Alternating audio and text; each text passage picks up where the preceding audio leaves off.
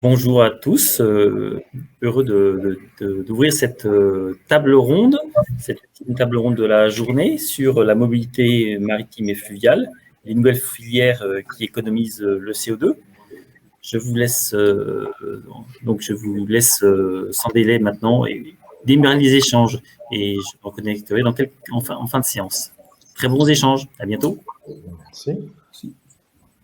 Merci beaucoup, bonjour à tous. Nous sommes donc effectivement aujourd'hui tous ensemble pour parler de mobilité maritime et fluviale et des enjeux associés, notamment en termes d'impact CO2.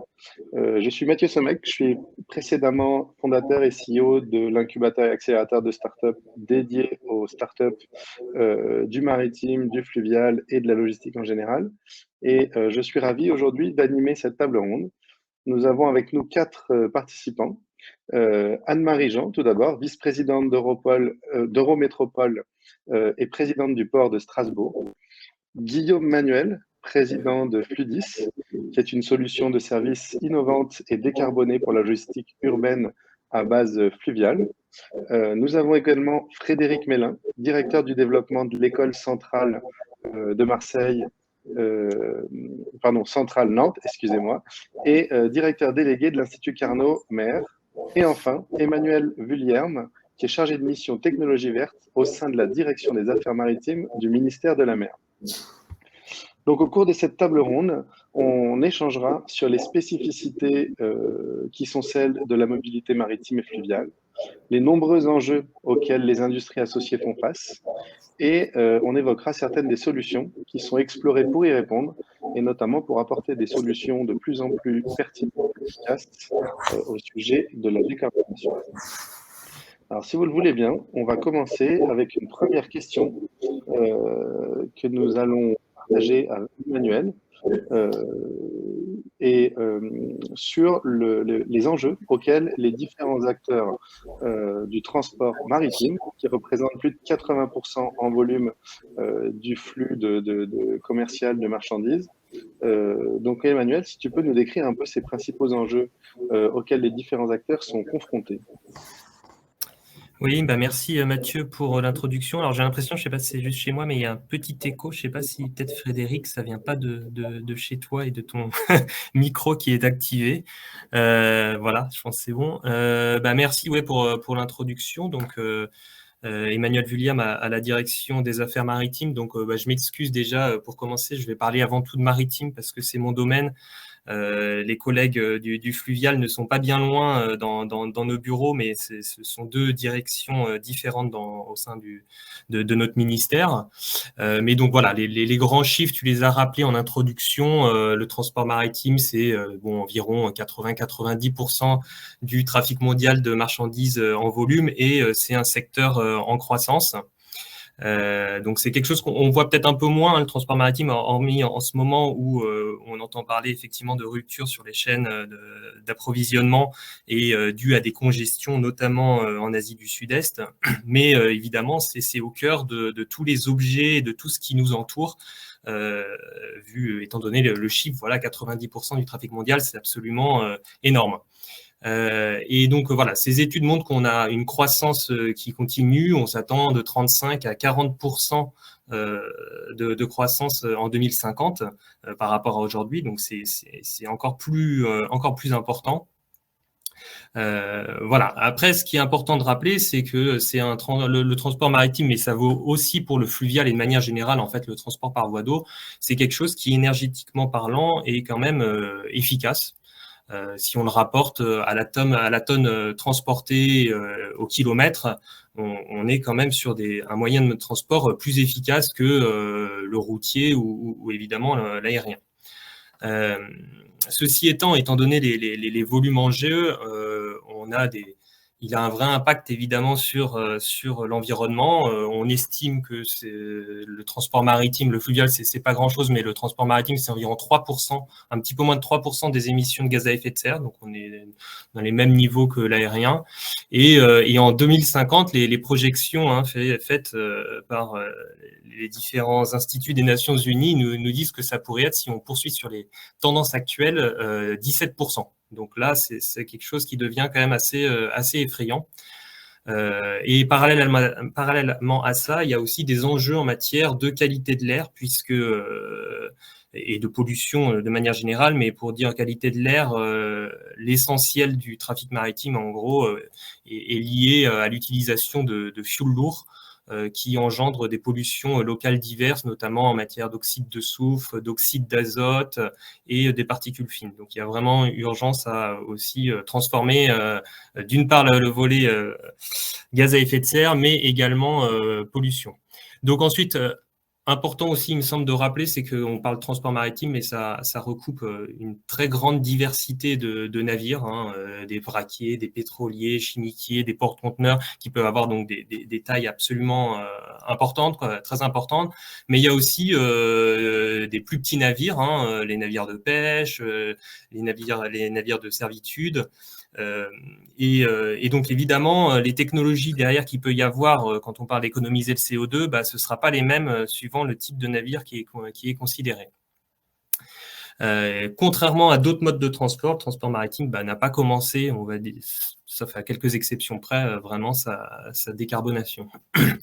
Alors ensuite, un deuxième point là dans l'introduction quand même, c'est de rappeler qu'évidemment c'est un transport qui par nature est international. Donc, il y a des réglementations qui existent au niveau communautaire et pour les plus importantes quand même proviennent de l'Organisation maritime internationale, donc qui définit en fait des règles communes puisqu'il est logique que les navires qui transitent d'un pays à l'autre doivent avoir des règles communes, sinon ça ne pourrait pas marcher. Et donc, au niveau de l'Organisation maritime internationale, donc cette instance des Nations Unies qui définit le cadre, il a été pris notamment des engagements en matière de réduction des gaz à effet de serre. Et donc là, sans rentrer vraiment dans les détails, mais ce qui est visé, c'est d'arriver à horizon 2030 à une réduction de 40% de l'intensité carbone. Donc l'intensité carbone, c'est rapporté à la tonne et au kilomètre. Donc 40% en 2030, et d'arriver à une réduction globale des émissions, donc cette fois plus rapportée à la tonne et au kilomètre, mais sur toutes les flottes, de 50% en 2050, l'année de référence étant 2008. Et pour aboutir ensuite à une décarbonation totale le plus tôt possible avant la fin du siècle. Alors ensuite, et je termine là-dessus, au niveau européen, on trouve, la plupart des pays trouvent qu'évidemment ces engagements internationaux sont insuffisants par rapport à l'urgence climatique. Et donc, l'Europe s'est dotée, et encore plus récemment avec le paquet dont certains ont peut-être entendu parler, qui s'appelle le paquet Fit for 55. Elle s'est dotée d'un peu d'un arsenal réglementaire qui sont encore à l'état de discussion aujourd'hui, mais dans l'objectif est de parvenir à la neutralité climatique du continent européen à l'horizon 2050.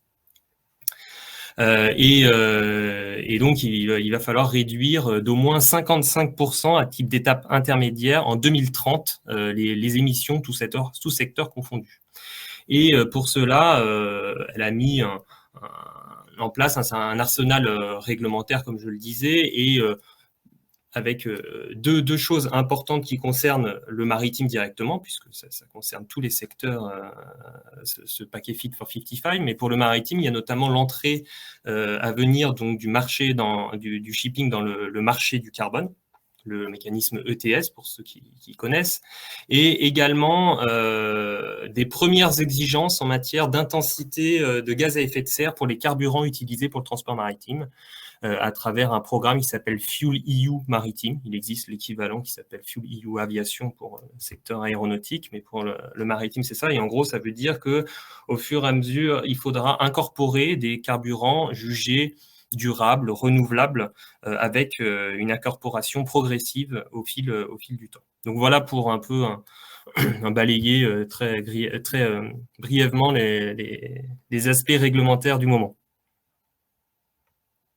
Merci beaucoup, Emmanuel. On voit que les enjeux sont nombreux et que le secteur maritime aura de quoi s'occuper dans les prochaines années, pour ne pas dire les prochaines décennies. moins connu ou alors juste plus discret, le transport fluvial n'en est pas moins un maillon très important de la chaîne logistique. Gilles, est-ce que tu pourrais nous dire s'il partage les mêmes enjeux que le transport maritime et nous indiquer les éventuelles spécificités qu'il y aurait en plus? Oui, je vais essayer d'apporter un peu d'éléments de réflexion. On n'est pas dans le même cycle que le maritime, puisque aujourd'hui la flotte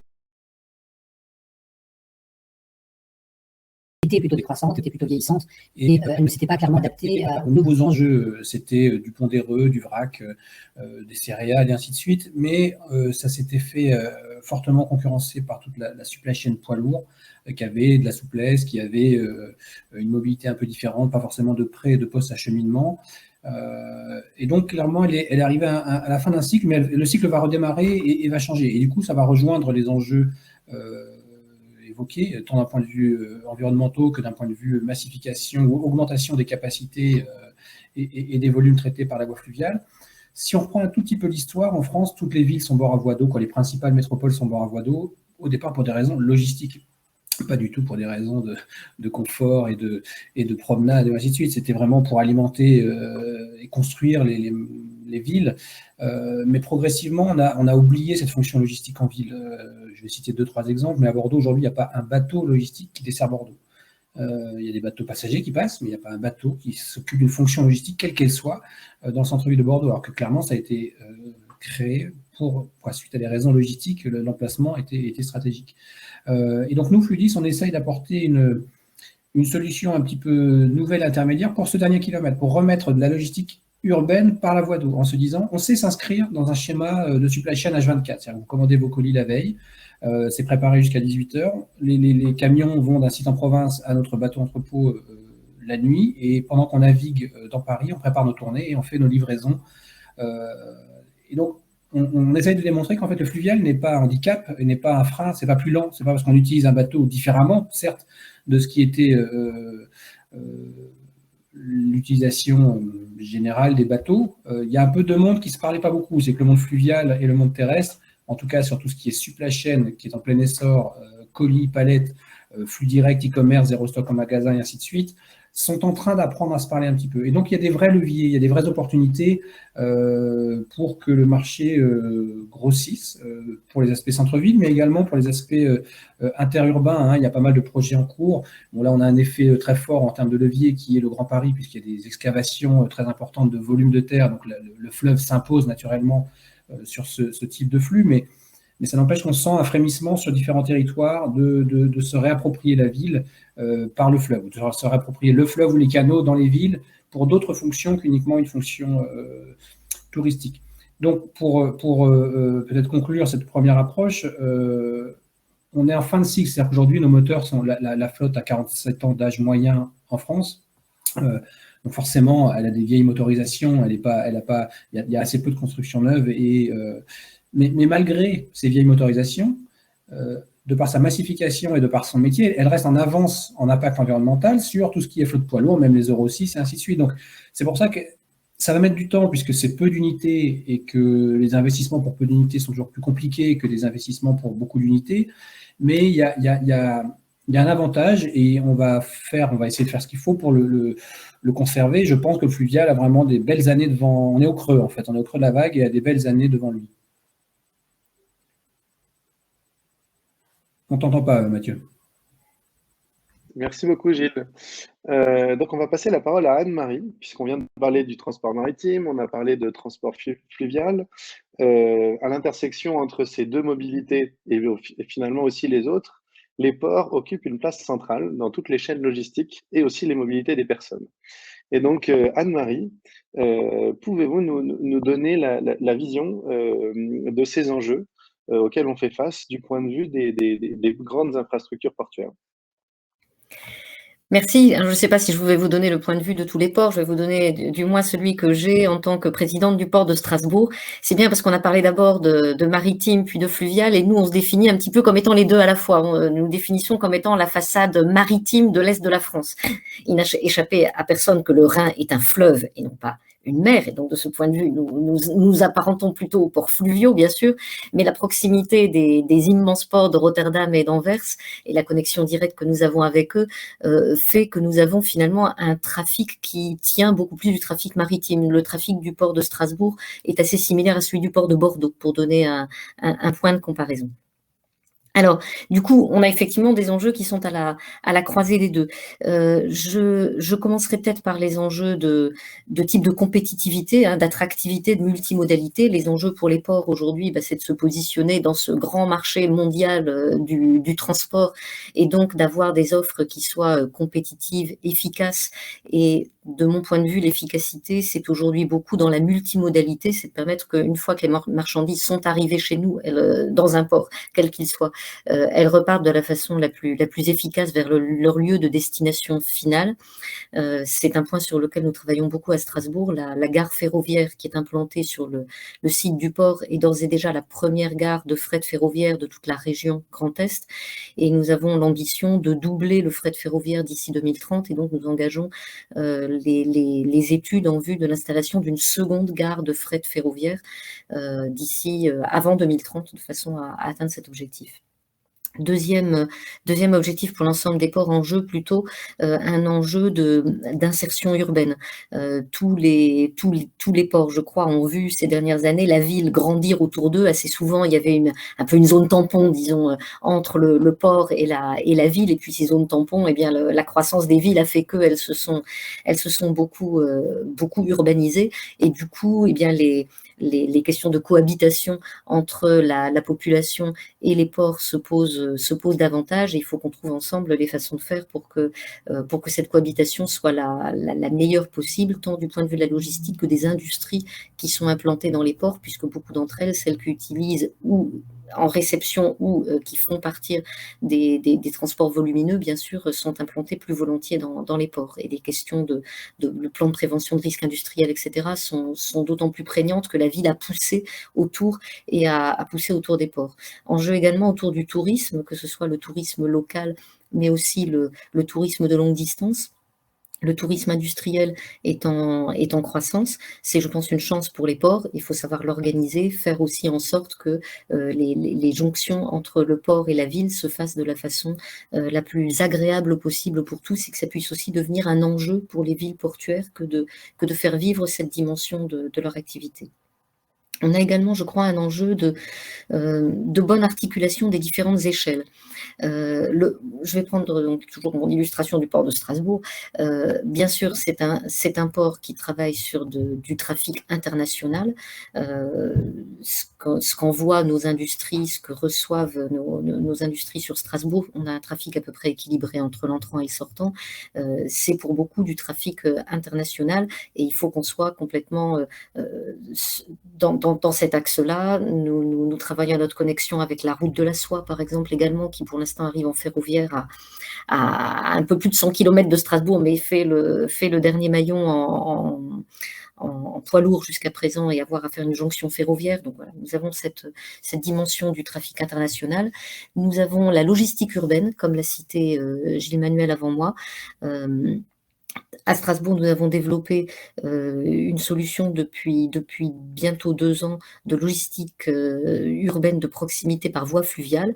Le port de Strasbourg, le long du Rhin, est à 4 km à peu près à vol d'oiseau de l'hypercentre de Strasbourg. Et jusqu'à présent, seuls en effet les bateaux-mouches de tourisme faisaient le trajet entre le port et le centre-ville. Nous avons maintenant, quotidiennement et à raison de plusieurs rotations par jour, une petite barge qui fait du transport de marchandises vers l'hypercentre, où de là, les marchandises sont par vélo cargo acheminées vers leur point de destination finale. Ça peut servir à transporter aussi bien des petits colis que des fûts de bière pour alimenter les hôtels-restaurants, que de la farine pour les boulangeries, et que même des pavés. Il y a eu un chantier de restauration à 200 mètres du quai de livraison il y a quelques mois, et c'est 60 tonnes de pavés qui ont été acheminer par ce moyen-là.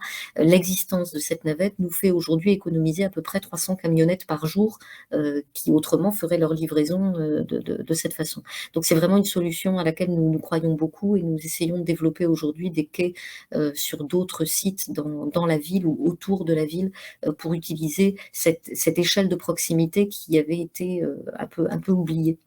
Et puis enfin, une échelle intermédiaire, je dirais, sur le trafic régional, puisque pour le moment, le trafic régional, c'est essentiellement par poids lourd qu'il est acheminé. Là aussi, il y a des possibilités à retrouver, redévelopper. La première qui va être mise en place, c'est vers Saverne. Saverne, c'est une ville qui se trouve à peu près 40 km à l'ouest de Strasbourg. Il y a un canal qui va entre Strasbourg et Saverne.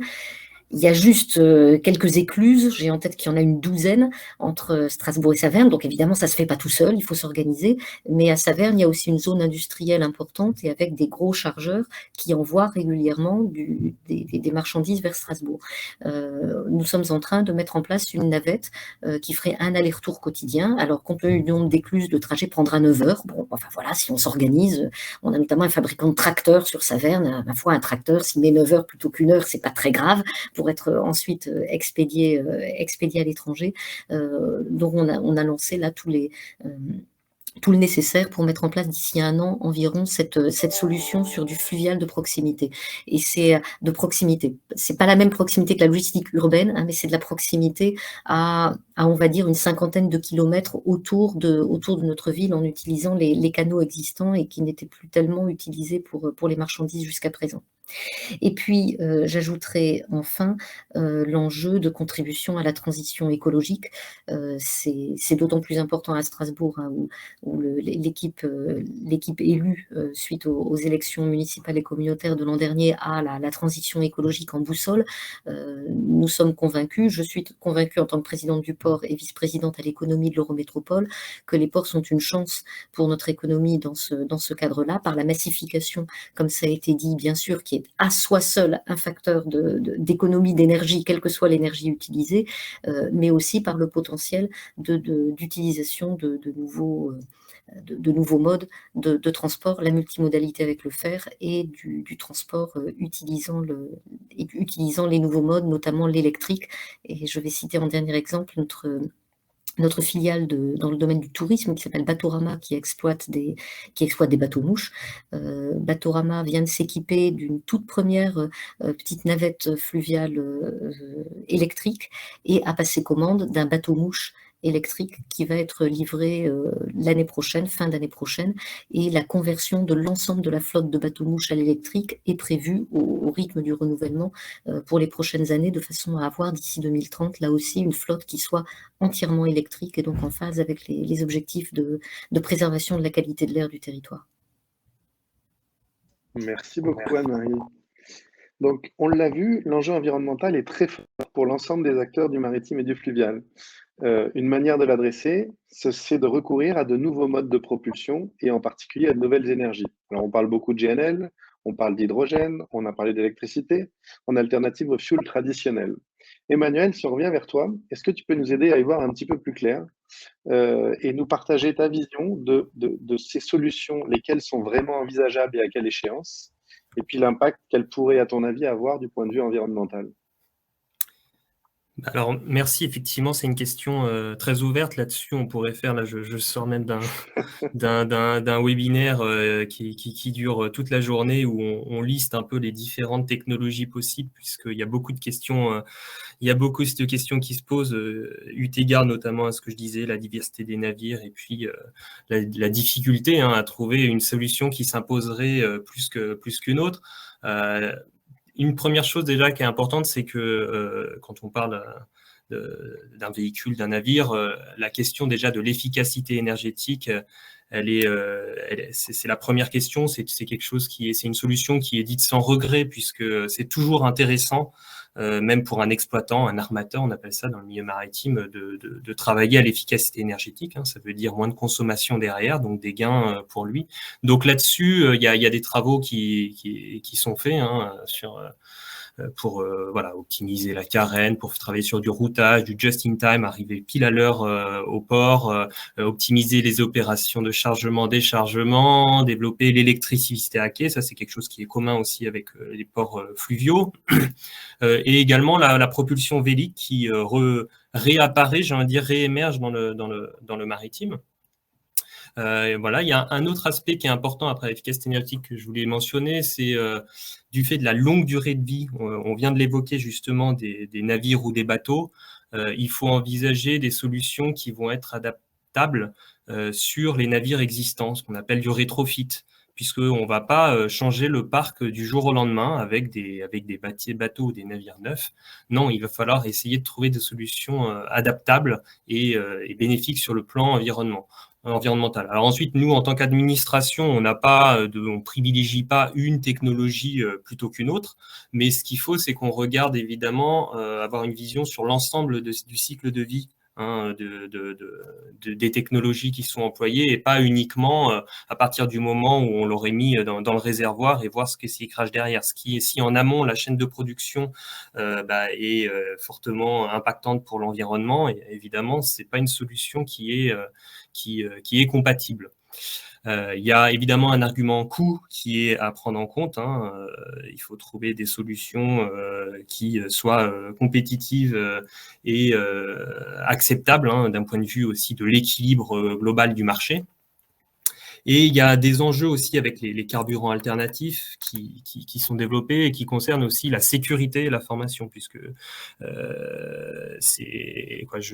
pour en citer quelques-uns dans les combustibles qui sont évoqués, alors on parle de l'hydrogène, mais plutôt pour du short sea, des petites distances, et ça ira aussi pour du fluvial. Je sais qu'il y a un projet notamment sur la Seine d'un futur bateau à hydrogène qui devrait dès le milieu d'année prochaine être mis en service. Donc voilà, l'hydrogène, ça en fait partie. Donc l'hydrogène vert, sinon ça n'a pas de sens, ce qui est déjà un enjeu en soi, ce qui ne coule pas de source. Il y a pour aussi toujours du short sea, il y a la technologie électrique qui existe avec des batteries et quelques projets qui naissent ici et là. Alors tu parlais du gaz naturel liquéfié qui est une énergie plutôt vue comme de la transition parce que ça reste une énergie fossile, même si à la fin son bilan environnemental est peut-être meilleur, mais je dis peut-être encore aussi à prendre avec des pincettes, puisqu'il y a d'autres effets qu'on ne voit pas forcément au premier abord, tels que les fuites de méthane, qui est un fort gaz à effet de serre, mais qui sont à prendre en compte dans le bilan global. Donc, il y a quand même des idées de transiter derrière vers du biométhane, du bio-GNL, gaz naturel liquéfié. Il y a aussi, donc je l'ai évoqué très rapidement, les solutions de propulsion vélique, sur laquelle la filière française est particulièrement innovante. Je sais qu'il y en avait quelques-uns d'ailleurs qui étaient, pour avoir feuilleté l'annuaire des startups présentes, il me semble en avoir vu une au moins de propulsion à la voile. Donc c'est quelque chose qui n'est pas qui n'est pas farfelu, même si au début on pourrait se dire ça y est, on est en train de revenir à l'âge de pierre. Ben non, le vélique, en particulièrement si on diminue la vitesse des navires, c'est tout à fait pertinent. Et puis de plus aussi, c'est une énergie qui est gratuite, qui est relativement bien prévisible, et donc on a un certain nombre de projets qui voient de l'assistance volique, voire même sur certains marchés de niche, des bateaux qui souhaiteraient utiliser le vent comme énergie principale. Sur certaines lignes, ça peut faire tout à fait sens. Voilà. Et dans un dernier temps, je veux dire, il y a ce qu'on appelle, nous, les e-fuels, donc les carburants, les combustibles qui sont faits à partir notamment d'hydrogène, donc le IGNL, le méthanol, l'ammoniac, sur lesquels il y a encore besoin de recherche et de faire leurs preuves sur tout un tas d'aspects en termes de sécurité, mais également d'un point de vue économique et voilà, d'intérêt économique, sachant que, comme je disais, c'est international le milieu maritime, et si vous n'avez pas, il faut avoir des solutions qui soient disponibles à la fois en Europe, mais également là où les navires s'approvisionnent, en Asie et dans les pays aussi moins développés qu'on ne doit pas mettre de côté. Voilà. Merci beaucoup, Emmanuel. Quand on parle de nouvelles énergies, on pense forcément à l'impact que ça a sur les bateaux et les moteurs qui vont embarquer ces énergies et fonctionner avec. Frédéric, à Centrale, vous avez des collaborations avec un certain nombre d'acteurs industriels et notamment avec les fabricants de bateaux et de moteurs. Est-ce que, de votre point de vue, au regard de ces échanges, ces évolutions énergétiques en cours et à venir représentent un enjeu important pour eux? Est-ce que vous pouvez nous dire en introduction un peu plus sur qui sont ces fabricants de bateaux et de moteurs? Qui sont, alors, déjà, bonjour à tous.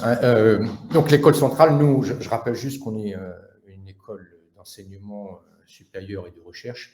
Et à ce titre, on accompagne d'une façon générale le tissu économique dans les innovations technologiques. Pour faire simple, on incube aussi des entreprises. Et c'est vraiment notre rôle de participer au développement économique au sens large, et bien évidemment dans le cadre qui nous intéresse aujourd'hui, celui du développement durable. Aujourd'hui, les enjeux ont été cités. Il y a beaucoup d'enjeux sur le fluvial, sur le maritime. On voit que du fait qu'aujourd'hui, finalement, la tonne transportée est relativement bonne en termes de pollution, en termes de déversement de CO2, ce qui fait qu'on a tendance à intensifier ou à repenser ces modèles, notamment sur le fluvial. Pour autant, à terme, il va falloir quand même trouver des solutions parce que ça peut représenter, comme ça a été évoqué, jusqu'à 17% dans les années à venir. Alors aujourd'hui, il y a des vraies questions au niveau des constructeurs. Alors, ce qu'il faut dissocier, c'est ce qui a été un petit peu dit, c'est qu'on a du transport de masse, des porte-conteneurs, on a du transport de tourisme qui s'appelle des bateaux de croisière, mais pour regarder des gros bateaux de croisière, aujourd'hui, ce sont l'équivalent de la consommation électrique de grandes villes. Donc, il faut garder ça en tête. Donc, ce n'est pas anodin. Donc, ce n'est pas que pour la propulsion, ce n'est pas que pour le transport et on ne fait rien, c'est aussi pour la vie à bord dans le cadre des bateaux de tourisme. Et puis, il y a les bateaux de servitude, de pêche, qui sont aussi une économie à part entière, sur lesquels on a des solutions un peu différentes. Donc, on n'a pas une solution unique. Toujours est-il qu'aujourd'hui, peut-être le bon côté, c'est qu'il y a une réflexion qui s'engage au niveau des constructeurs de bateaux et de moteurs. Peut-être qu'il n'y avait peut-être pas avant, en se disant, effectivement, comment on va pouvoir atteindre ces enjeux qui sont devant nous de décarbonation. Alors, ça peut être les grands constructeurs, les CMA, les constructeurs, les chantiers de l'Atlantique, typiquement, on a des moteurs MAN, on a des moteurs Baudouin pour la pêche, on a un ensemble de choses. Les vrais enjeux aujourd'hui, c'est ce qui a été dit, c'est de pouvoir travailler dans un système productif en termes d'économie carbone, mais pas que de carbone, on va dire en termes d'impact environnemental, mais à la fois suffisamment flexible pour pouvoir être transposable dans tous les pays qui sont amenés à être desservis, notamment sur le transport de marchandises de masse. Si vous regardez les flux de transport aujourd'hui, maritime, parce qu'on peut parler du transport maritime, mais regardons sur les flux du transport maritime, ils sont plutôt localisés en Asie. Ils n'arrivent pas tous sur l'Europe. Il y a l'Europe, effectivement, mais il y a un départ de l'Asie qui est extrêmement fort. Donc, ça veut dire que les solutions doivent aussi, notamment sur les carburants et les moteurs, doivent être transposables sur des plateformes hautes. Et je ne vous parle pas, effectivement, de l'Afrique. Donc, les idées aujourd'hui avec les constructeurs, c'est de se dire, oui, il faut des alternatives au niveau des carburants, parce qu'on va être effectivement, si j'ose pas dire le mot rétrofit, mais plus politiquement correct dans l'économie circulaire, ça fera plus joli. Mais pour autant, les enjeux sont là. C'est-à-dire qu'on ne va pas recasser tous les bateaux qui existent pour remettre des solutions nouvelles totalement qui ne seraient pas forcément bons pour la planète non plus, d'une façon générale, mais on est bientôt effectivement dans ce rétrofit. Mais la question, elle se dit, mais attention, parce que le monocarburant, entre guillemets, ou e-fuel, quel qu'il soit, méthanol, ammoniac, hydrogène, aujourd'hui, pourquoi pas, mais il faut qu'on puisse se généraliser sur l'ensemble de la planète. Et donc ça pose un frein aujourd'hui. C'est-à-dire l'or noir, effectivement, il avait cet avantage, c'est qu'il était commun. Aujourd'hui, quand j'entends des choses qui peuvent être ammoniac, hydrogène, des huiles qui pourraient venir de je ne sais pas où, mais à avoir, c'est plus aussi commun. Donc ça veut dire que les recherches, elles se concentrent aussi sur l'idée d'avoir une motorisation multicarburant, avec une capacité notamment de switch, qui peut être intéressante à plusieurs niveaux. Déjà en fonction de la nature des carburants qu'on est capable de ravitailler, et puis aussi en fonction de la nature des besoins. Je pense qu'aujourd'hui, en particulier lorsqu'on pense à des bateaux de tourisme, ils ont pour objectif d'amener à proximité, les touristes à proximité de sites protégés, bien souvent, qui ont encore des restrictions hautes.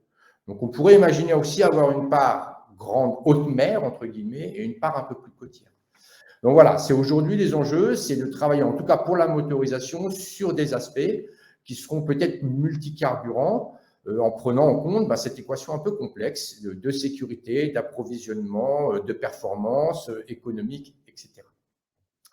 Et puis, bien évidemment, on continue à les accompagner sur les carènes, donc, parce qu'on n'a pas encore fait tous les progrès. Il y a encore peu dans les carènes, avec tout simplement, j'ai tendance à dire, des performances logicielles de simulation 3D. On est capable de redessiner les bulbes, les gros porteurs, et ça peut amener jusqu'à 5% d'économie de carburant. À l'échelle évoquée, 5%, c'est juste énorme. C'est juste énorme. Donc, merci beaucoup. Juste pour finir peut-être sur la propulsion vélique, donc aujourd'hui c'est effectivement un enjeu, c'est pour l'instant surtout en adossement, et ça pose la question directement du routage, sur ce qu'on pourrait évoquer. Super. Merci beaucoup Frédéric. Donc on le voit une nouvelle fois, on voit quand on parle de nouvelles énergies que les ports se trouvent à nouveau à la convergence des différents chemins. Si on élargit un petit peu au-delà du sujet de l'énergie, Anne-Marie, est-ce que vous pouvez nous donner votre vision de la place de l'innovation dans la stratégie des grandes infrastructures portuaires et en particulier du port de Strasbourg?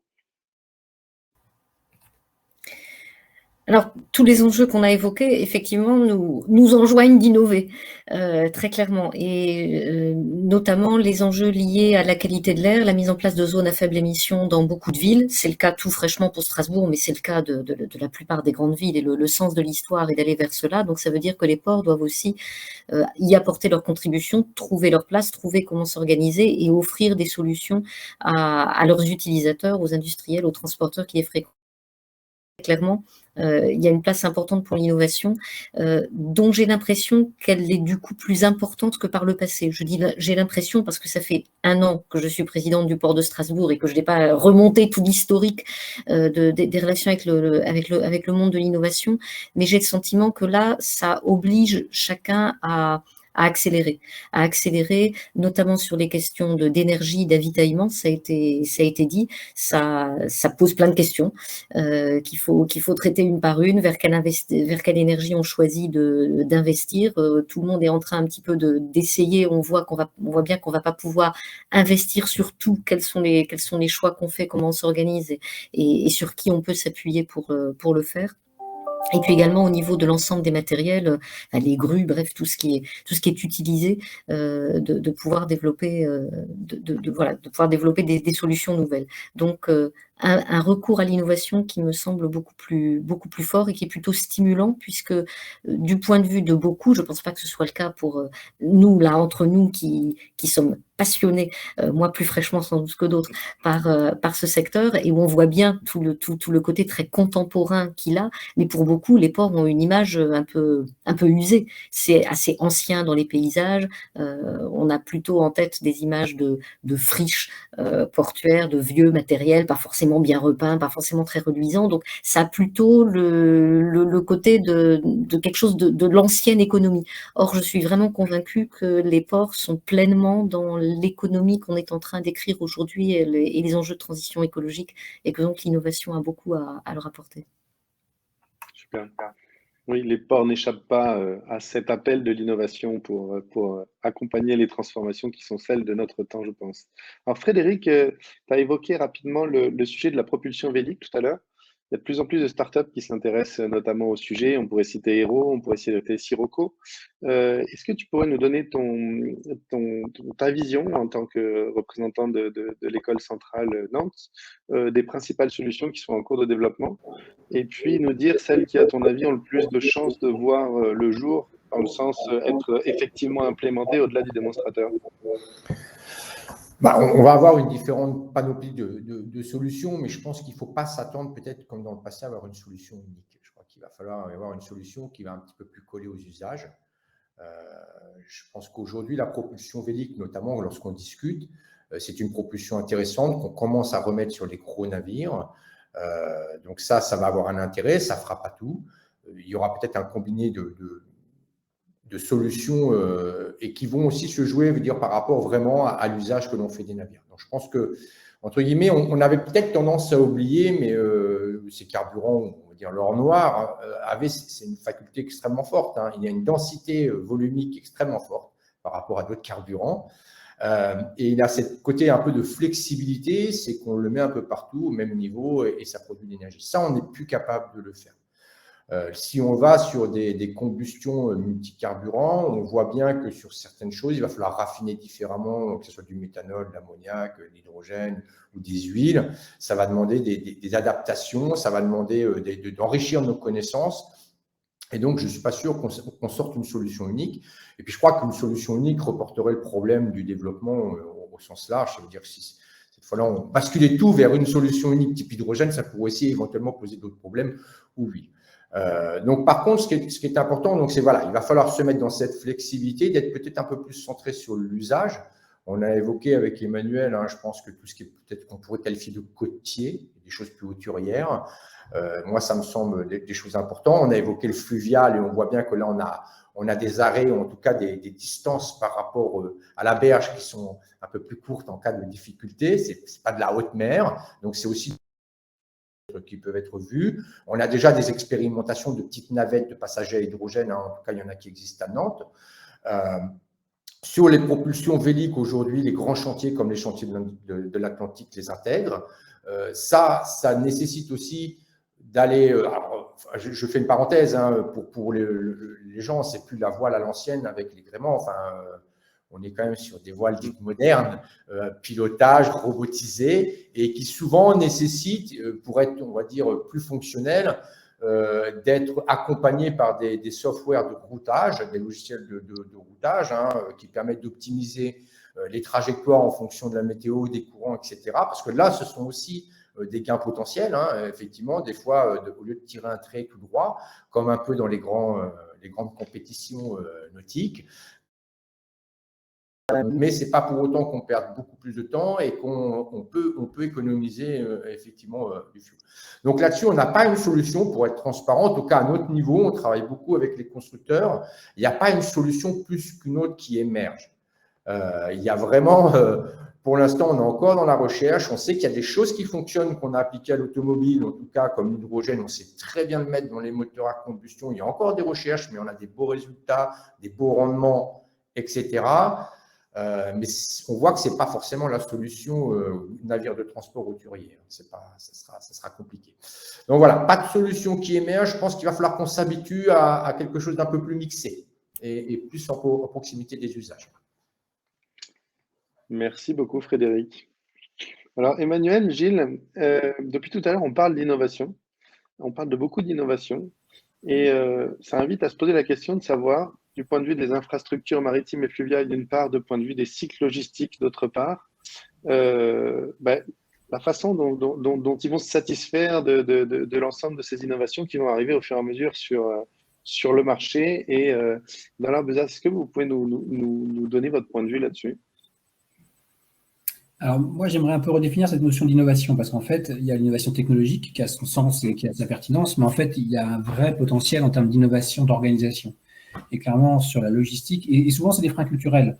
Je le dis en tant que témoin, parce que moi, j'ai créé en 2001 une société de livraison en vélo et j'étais tout seul sur mon vélo et on se moquait de moi. Souvent, les transporteurs se moquaient, les DHL, ainsi de suite, les grands groupes. Et aujourd'hui, tous, ils cherchent des solutions vélo. C'est valable pour un certain type de flux sur un certain territoire. Ce n'est pas la solution, mais c'est une solution.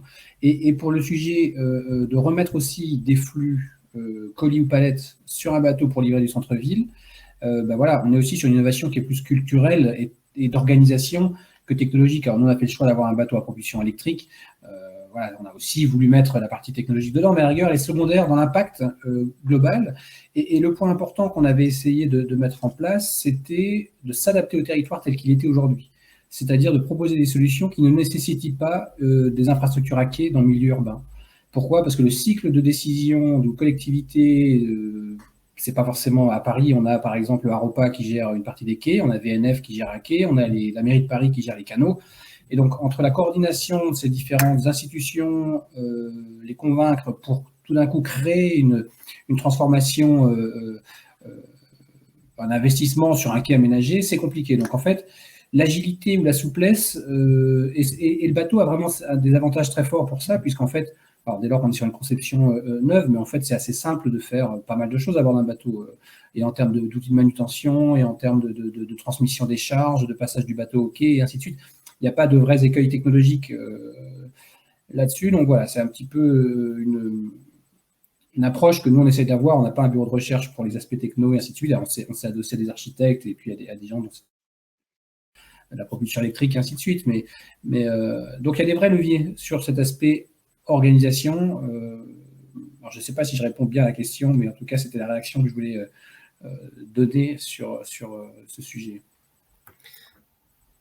Alors moi, j'y réponds aussi pour ma part, plus lié du coup vraiment sur l'aspect innovation et un peu aux difficultés qu'on peut rencontrer lorsque justement on a des porteurs de solutions, de projets innovants et qui peuvent arriver en nous disant justement on a cette idée, on souhaiterait faire tel type, je sais pas, de motorisation alternative, mais derrière se pose la question de comment derrière je vais l'exploiter si je n'ai pas l'infrastructure qui convient bien justement de disponible. Et ça, c'est quand même souvent on peut voir un frein, donc on le voit sur l'hydrogène notamment, où on peut avoir des collectivités ou même des armateurs qui souhaitent développer tel type de technologie, mais si derrière il n'y a pas la station d'avitaillement, ça peut être quand même un vrai frein.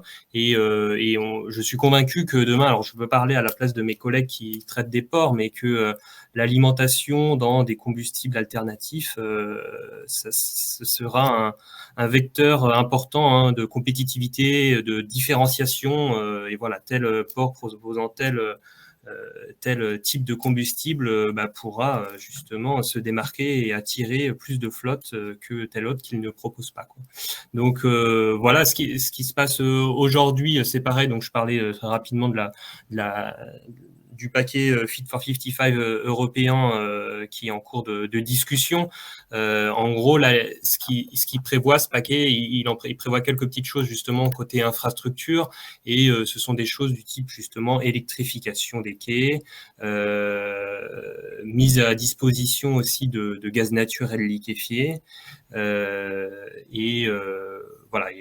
Donc, ce sont principalement ces choses-là, sachant qu'on a des initiatives ici et là, plus ponctuelles, justement, d'avitaillement en hydrogène. Donc, voilà, pour la partie vraiment infrastructure.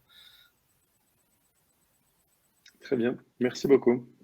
Donc, Emmanuel, on en retient que les personnes qui sont porteuses d'innovation, qu'elles soient technologiques ou d'usage dans le domaine, sont bien sûr invitées à venir te partager ces idées pour commencer à évoquer avec toi et tes collègues leur adoption éventuelle et future.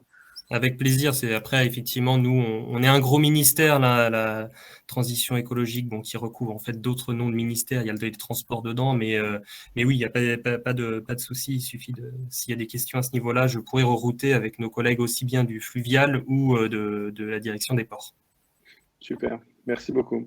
Alors, on approche de la fin, on va garder un petit peu de temps pour des questions. Avant de conclure, je voudrais revenir sur l'intelligence artificielle qu'on a effleurée à plusieurs reprises dans le cadre de notre échange, qui touche aujourd'hui de plus en plus de domaines. Celui de la mobilité maritime et fluviale en fait bien sûr partie. Frédéric, est-ce que tu peux, sans bien sûr rentrer trop dans les détails, parce qu'il y a beaucoup d'endroits où ça peut intervenir, mais est-ce que tu pourrais nous décrire les principaux usages qui peuvent en être faits ou qui en sont vraiment éventuellement déjà faits pour optimiser l'efficience, réduire l'impact environnemental de ces mobilités de ton point de vue? Il y a beaucoup plus de sujets, enfin il y a plein de sujets, hein. L'intelligence artificielle aujourd'hui on peut la mettre quasiment partout, il faut le mettre là où c'est efficient. Alors là j'ai évoqué effectivement le routage en particulier sur le Vélic, mais c'est pas que le Vélic, hein. C'est les courants, c'est comment on peut aller chercher quelque part les meilleures dispositions pour naviguer. Ça c'est des points. On le retrouve indirectement aujourd'hui dans la gestion de l'énergie à bord. Il ne faut quand même pas l'oublier, c'est qu'aujourd'hui on a un focus un peu sur de la propulsion. Mais il y a aussi de l'énergie à bord. Alors, c'est ce que j'évoquais sur des vraquiers, sur du bateau de transport, c'est peut-être un peu moins prépondérant, mais sur du transport de tourisme, ça devient vraiment, vraiment conséquent. Donc là, l'intelligence artificielle apporte aussi des solutions. Et puis, là encore, sur les entrées et le routage aussi pour le fluvial, et là, je pense que si Emmanuel peut en parler ou Anne-Marie, mais voilà, là, on peut retrouver la place de l'intelligence artificielle un petit peu partout dans ces domaines-là. Nous, ça nous aide bien évidemment, plus particulièrement sur du routage, et bien évidemment, on accompagne ça sur l'optimisation des carènes. Anne-Marie, vous voulez ajouter votre point de vue, la vision de la présidente d'un grand port comme celui de Strasbourg par rapport à l'intelligence artificielle? Juste dire que je pense qu'il y a un gros potentiel, mais que j'y vois pas clair à aujourd'hui. Et là, je parle plus moi personnellement. Je suis convaincue que les équipes du port auraient une réponse bien plus précise, chacun dans leur domaine. Je suis convaincue qu'il y a du potentiel, il faut l'explorer, dans le respect aussi de toutes les questions éthiques, bien sûr, liées à l'utilisation de l'IA, et en étant attentif également aux risques cyber qui peuvent être associés, parce que plus on a de données, plus on a aussi de risques de piratage, et il faut qu'on soit en permanence conscient de ces deux points de vigilance. Mais clairement, on a du profit à en tirer, donc preneuse de tous les travaux qui peuvent nous éclairer. En matière fluviale, il y a des leviers qui pourraient être importants en termes d'optimisation de déplacement et de cale. Tout simplement, aujourd'hui, chaque acteur essaie d'optimiser ses cales, mais c'est chaque acteur à côté de l'autre acteur. Donc, en fait, on a des parcours qui ne sont pas optimum en fonction des matériaux et ainsi de suite. Donc, là, il pourrait y avoir, si l'enjeu était de s'affranchir de certaines règles commerciales, de dire on va optimiser les cales, on va optimiser les déplacements pour vraiment massifier et faire que l'impact environnemental soit le plus fort possible, au-delà de ces sujets de concurrence et ainsi de suite. Là, l'intelligence artificielle amènerait un véritable levier. Merci beaucoup. Alors, avant de passer aux questions avec l'auditoire, j'ai une dernière question. On pourrait avoir il y a plein d'autres sujets dans lesquels on aimerait bien rentrer, mais il va falloir conclure. Vous connaissez mon goût pour les startups. J'ai une conviction très forte qui est partagée par de plus en plus de monde, à savoir que l'innovation, la collaboration entre les toutes petites startups et les grandes organisations est source de transformation très positive pour ces grandes organisations et puis de développement, bien sûr, pour ces startups. Avant de conclure, j'aimerais bien que chacun d'entre vous quatre me cite une startup qui vous a marqué et qui attire votre attention et qui pourrait avoir, selon vous, un impact dans les sujets dont on parle, notamment de décarbonation de notre secteur. Qui veut se lancer? Bon, allez, moi je me lance parce que sinon j'ai peur que mon idée soit prise. Non, je vais dire Zéphyr et Boré, justement, qui est qui a un ah bah désolé, désolé. Ah non, c'est pas grave, c'est juste une startup qui est incubée à Centrale. Ah bah voilà, c'était pas fait exprès, mais effectivement, donc qui est une solution de transport avec une assistance vélique et qui transportera, je ne sais plus à quel horizon, mais je crois que la coque est en construction actuellement, les composants de la future fusée Ariane. Voilà, on a la même information. Je vais continuer alors. Donc, Zéphyr et Boré, qui est effectivement incubé chez nous, à Centrale, et puis on en a incubé pas mal, entre guillemets, la plus récente, mais qui vient d'être cédée, c'est Nextflow. Avant, il y avait Hydrocéan. Donc ça, c'était vraiment sur l'optimisation des carènes et du software pour les carènes qui ont amené vraiment des très, très grosses performances, en tout cas d'économie. Plus récemment, on a DI sur le routage. Donc, j'invite. Et puis, une dernière, je ne peux pas m'empêcher, mais qui est un petit peu hors cadre, mais qui est assez intéressante, en particulier en lien avec les ports, c'est Farwind. Donc, bateau vélique, hydrolienne, production d'énergie type méthanol, hydrogène ou haute en mer. Donc, bateau autonome. Voilà, donc Farwind. Merci Frédéric. Anne-Marie, Gilles, Frédéric vous a piqué peut-être quelques idées, mais… Moi, j'ai du mal parce que moi, je dors flutis, donc la startup flutisme est dans mon esprit du matin au soir. Et sur notre secteur, en logistique urbaine, en fluvial, il n'y a pas beaucoup il y a donc ULS qui a été cité à Strasbourg. Il n'y a pas aujourd'hui beaucoup d'acteurs. Donc, en fait, on a du mal à faire ressortir d'autres. C'est une bonne réponse. Oui. Voilà, je rougis un peu en la disant, mais voilà. Ça marche. Anne-Marie? Oui, donc bien sûr, ULS à Strasbourg qui est en train de se développer, là, qui vient de remporter un marché à Lyon et qui prospecte activement d'autres villes fluviales de France et d'Europe. Non, sinon, j'en citerai peut-être une, alors c'est plus avec ma casquette de vice-présidente à l'économie de l'Eurométropole, c'est Urban Radar, qui travaille sur ces questions de données, justement, d'utilisation de la donnée pour permettre de visualiser sur l'échelle urbaine, on parle bien de la ville dans son ensemble et pas seulement la connexion au fleuve, de visualiser l'ensemble des flux de déplacement et de chercher du coup à optimiser les flux en utilisant l'ensemble des moyens, vélo, cargo, camionnettes de toute taille et bien sûr la place de la logistique fluviale. Merci beaucoup à tous les quatre. Je vois Benoît qui s'est reconnecté. Je ne sais pas si ça veut dire que nous avons terminé ou s'il nous reste bien 5 minutes pour des questions. Alors, je vais prendre la première question. On a une question de Thomas Falaise qui nous dit qu'il existe aujourd'hui des solutions simples de type scrubber pour limiter les émissions actuelles de NOx et de SOx. Et il vous demande pourquoi les armateurs ne sont-ils pas incités plus que cela à installer ces scrubbers. Bon, Je vois alors, sourire Emmanuel. je vais essayer en 30 secondes, donc en 1 minute, pour expliquer à ceux qui ne connaissent pas. Donc, les scrubbers, ce sont des dispositifs de lavage de fumée qui permettent d'éliminer un certain nombre de polluants en prenant, en fait, sous la forme un peu d'une douche, on pourrait dire, c'est-à-dire quand la fumée ressort, les échappements ressortent, on va projeter de l'eau justement pour essayer d'absorber ces fumées toxiques. Bon, évidemment, vous imaginez bien qu'ils ne disparaissent pas comme par magie, ces fumées toxiques et ces composants toxiques, et du coup, ils finissent dans les eaux de scrubber ou dans les boues, et la plupart du temps, ils sont rejetés en mer. Donc, si les armateurs s'en équipent, c'est pour pouvoir continuer à utiliser un fuel lourd qui n'est pas forcément très recommandable.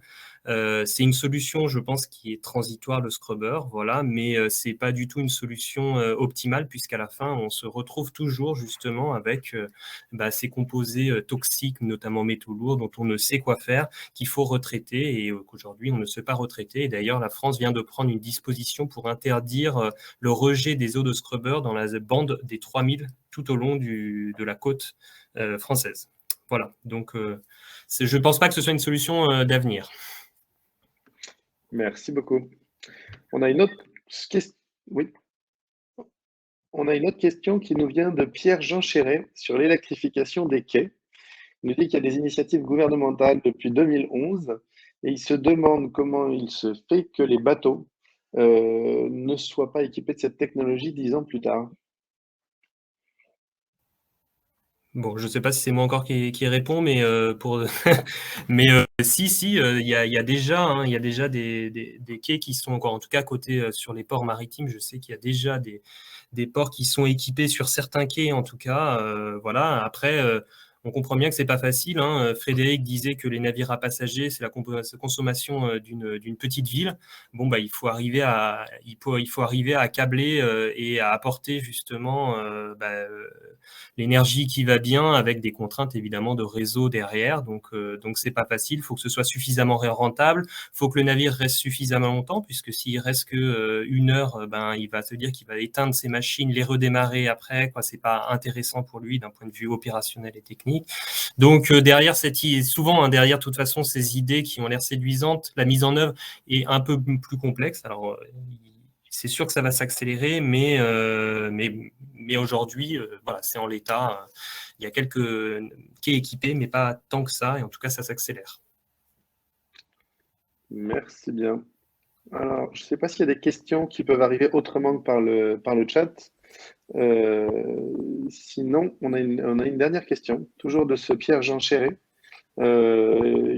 sur une start-up singapourienne, dont il ne nous donne pas le nom, mais qui développe des systèmes de véhicules autonomes, dotés bien sûr d'intelligence artificielle, pour optimiser le routage sur les quais des terminaux. Et il se demande si cela serait envisageable en France. Alors, je vais extrapoler un peu sa question.